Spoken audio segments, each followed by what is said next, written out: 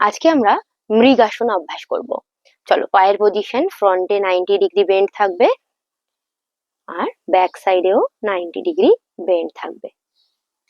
ওকে, পায়ের পজিশন আরেকটু ইন করে দাও, আরেকটু ইন করো, এটা আরেকটু ঢুকবে, এই পজিশন। ওই পাটা আরেকটু বের করে দাও, হাঁটুটা আরেকটু ব্যাকে যাবে, একদম স্ট্রেট বসো।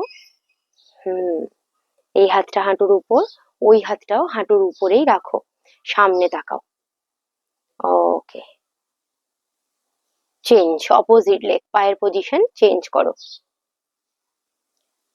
সামনের পা 90 ডিগ্রি বেন্ড থাকবে, আবার চেঞ্জ, ব্যাক সাইডের পা 90 ডিগ্রি বেন্ড থাকবে। ওকে, রাখো। এই পাটাকে আর একটু ব্যাকে নিয়ে যাও, খুলে দাও পাটাকে স্ট্রেট। হ্যাঁ, আরেকটু সামনে এগিয়ে আসো আমার কাছে, আরেকটু এগিয়ে আসো, আরেকটু এগিয়ে আসো। ওকে, ঠিক আছে, পাটাকে আরেকটু বেন্ড করো, রাখো ওই পজিশনে, আরেকটু যাবে পা।